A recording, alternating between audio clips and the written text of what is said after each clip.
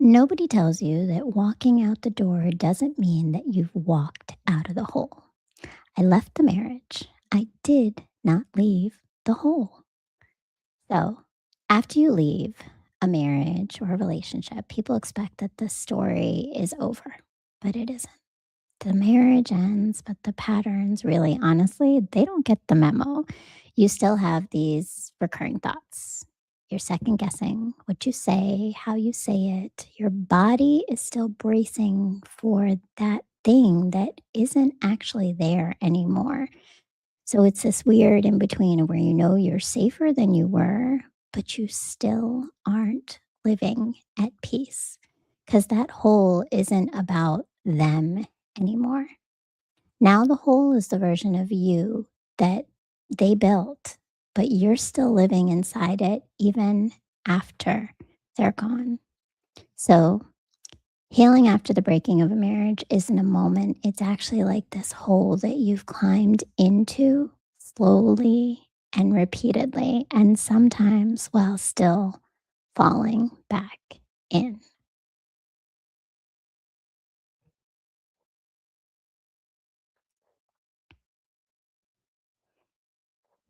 Somewhere along the way, something broke.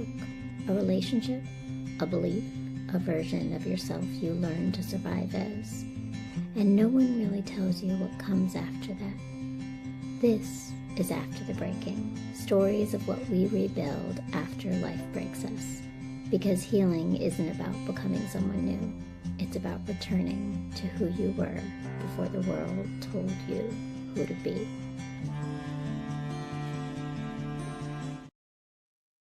So welcome to After the Breaking. This is really stories where we rebuild after life breaks us. I'm Maria, and if you're new here, well, I'm glad you found me, and I'm glad you're here because this podcast was created for the need of healing after the breaking. It's the part that nobody prepares you for, and nobody prepared me for, to be honest. It's not the leaving, it's not the grieving, it's not even that. It's that after time where honestly there's like this quiet, disorienting, invisible work of rebuilding yourself when the noise finally stops. So that's what this show is about.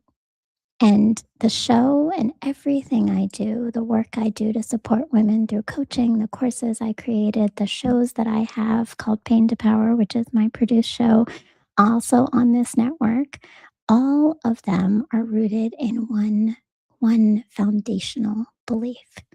Healing is not about becoming something new. It's really about returning to who you were before the world told you who to be. So, if right now something in your life has shifted and you are tired of performing that okayness, and maybe you're in that season of after the breaking, you're in the right place. And if you haven't done it yet, please make sure that you subscribe. I'm producing this live today, so we are going to be a little messy at times, but still keeping it together as best we can, right? So make sure if you haven't done it yet that you subscribe, you leave a comment on something that resonated with you, or even something that maybe I missed that I should be adding into this conversation, something you want to hear about. If you are in this season of after the breaking, what do you need? What do you need to hear? So, thank you. Thank you for joining me. Thank you for being here. Again, like I said, it can be a little messy, but we're going to get through this, right?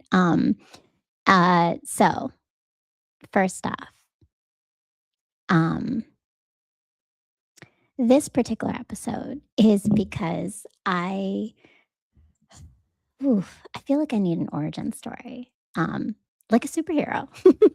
Because sometimes I think of myself as a superhero. No, I don't think of myself as a superhero.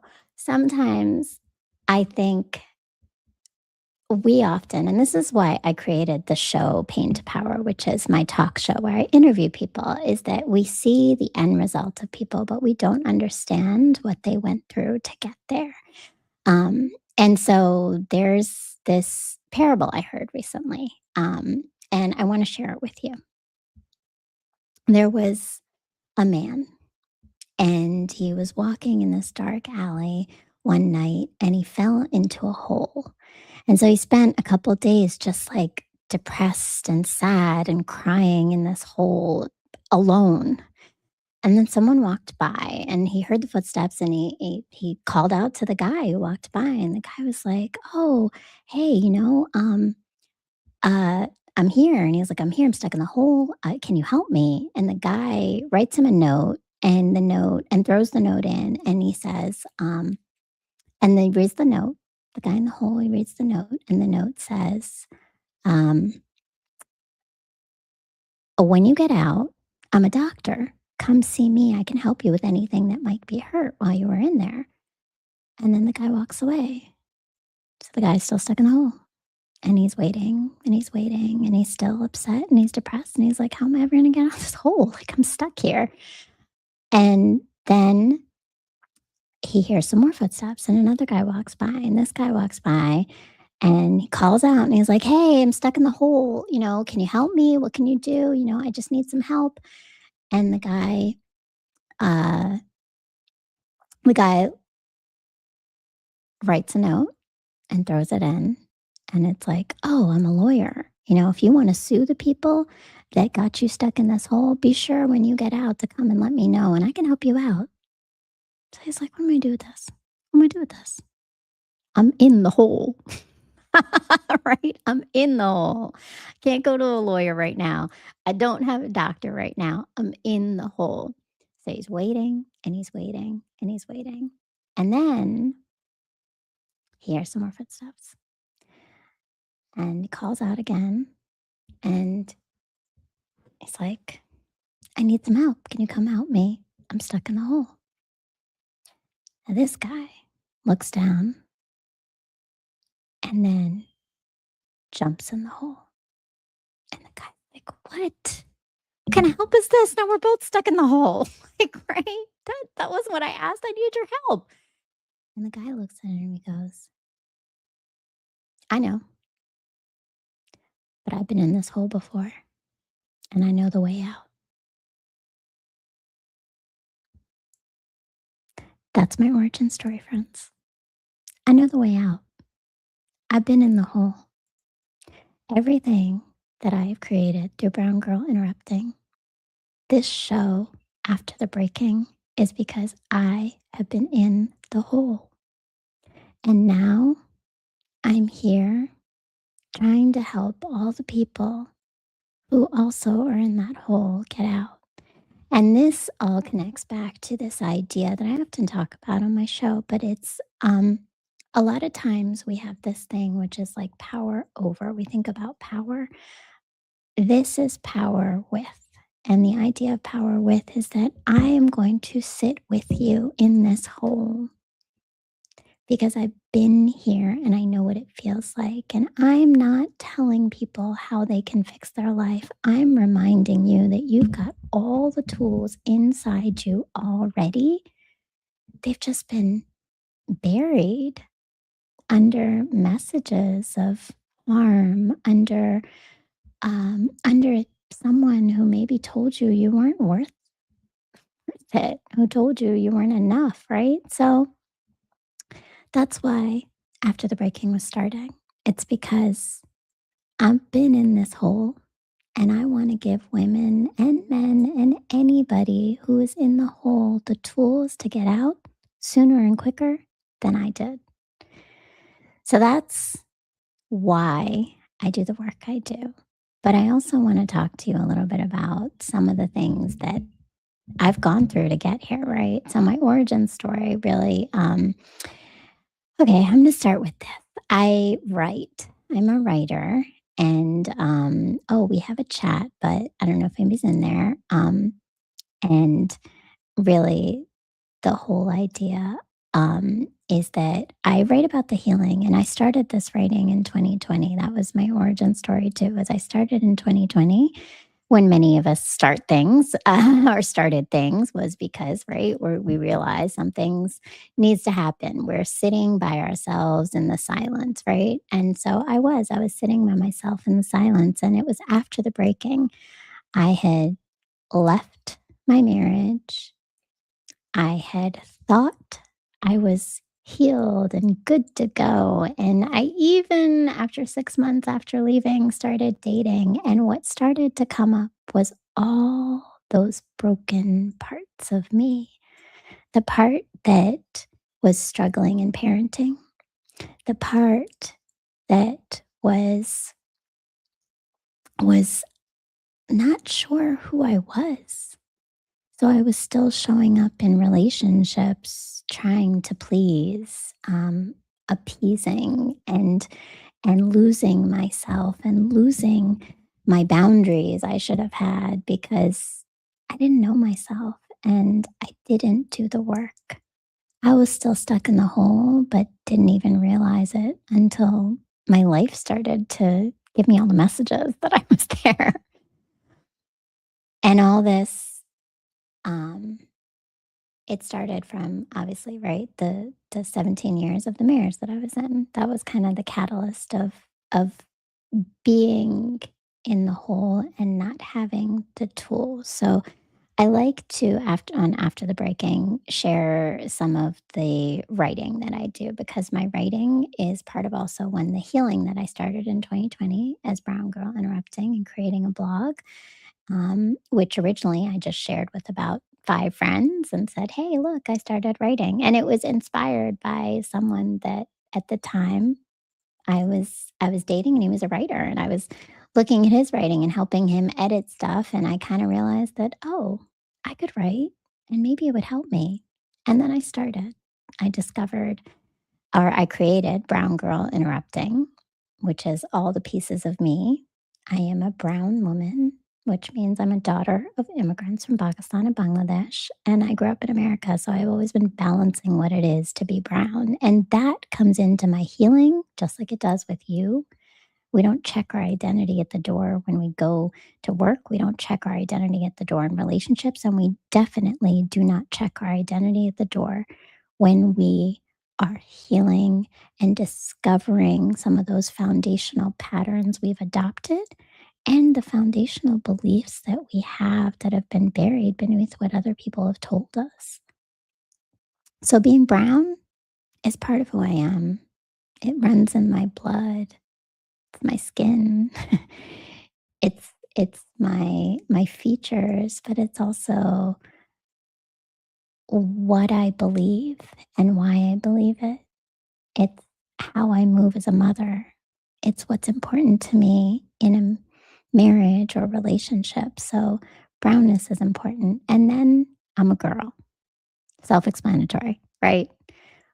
But layered for all those women and men, because our identity and our gender, however we identify, is so complex because it's the roles we play.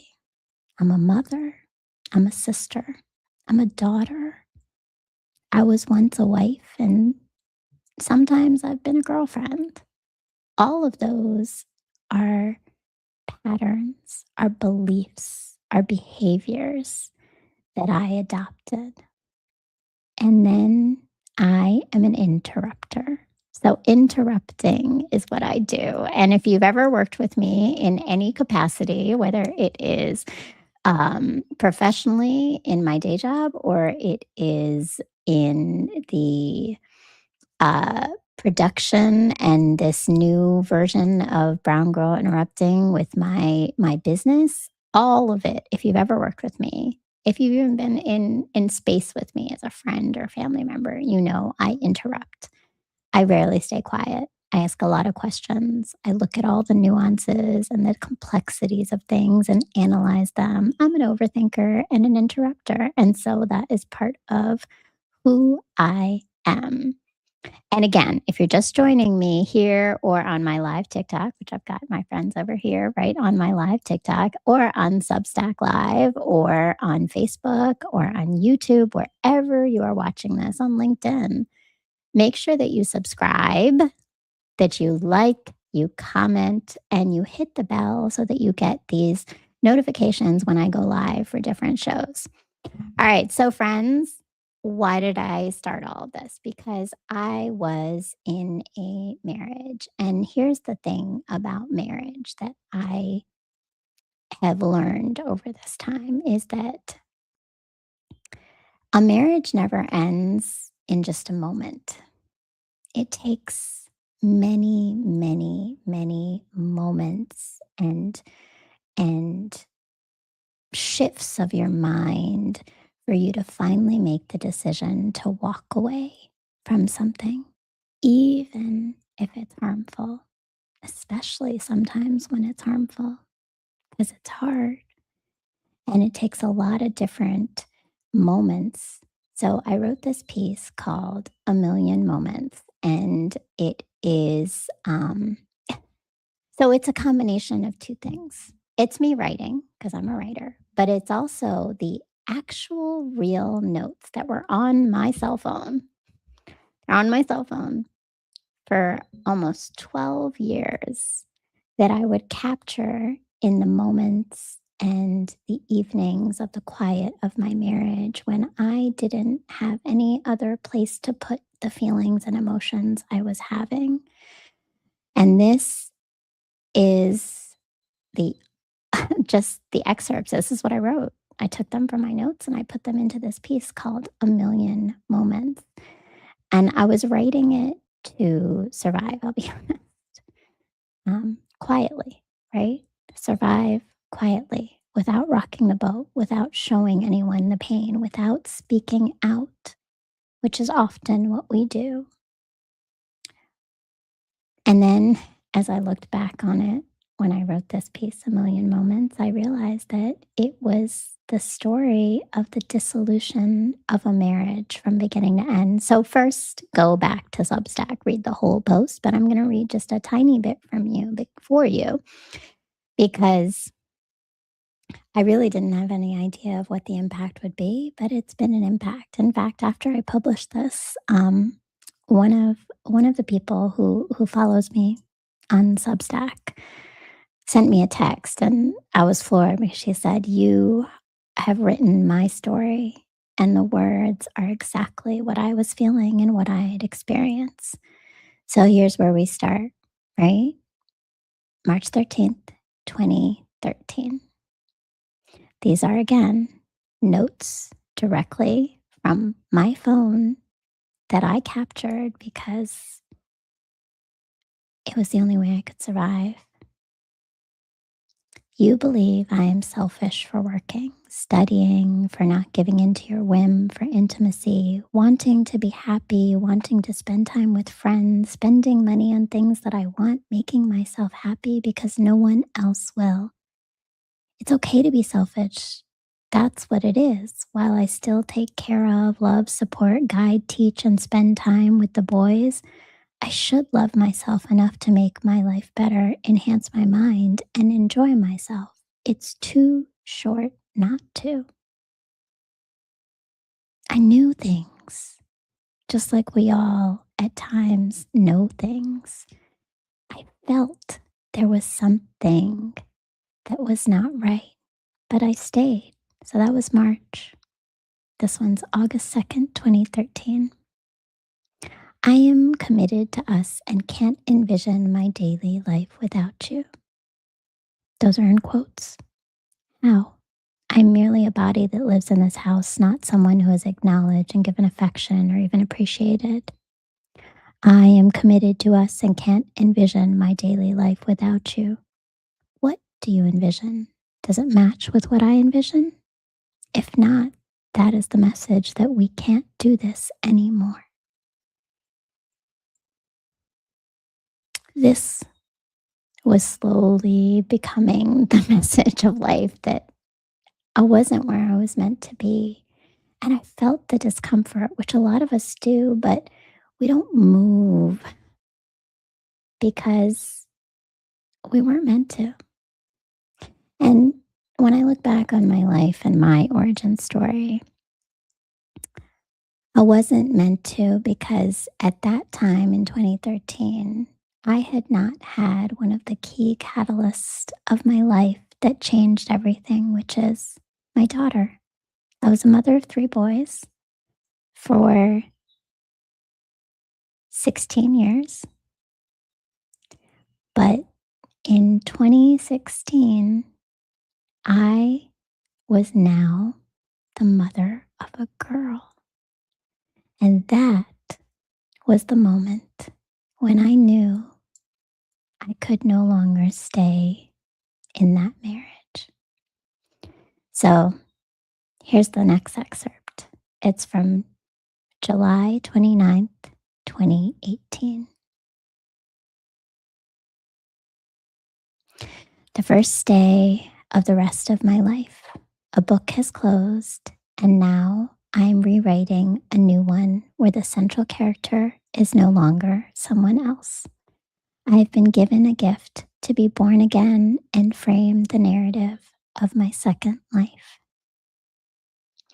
So in 2013, all the way to 2018, the woman who had been writing those notes had no idea where my life was going, that one day I would now be the woman who knows how to sit in the hole and get us out. That's my origin story. That's why I do this work, because I honestly wish someone would have climbed in with me, could have given me some of these tools. But instead, what happened over these 8 years is that I started to figure it out myself. And I had a village, definitely had a village. I'm not saying I wasn't supported, but I definitely didn't have someone who had gone through this step by step, piece by piece, guiding me through it, knowing what I was up against in co parenting, knowing what I needed to keep in my mindset when it came to parenting grown boys into men and a little girl into a little woman. All of those require tools. They require some serious difference in how you think, what you believe, how you move in your life and your actions. So my writing turned into my show, Pain to Power. And in 2022, when I started to now share the stories of others, I built a toolkit for myself.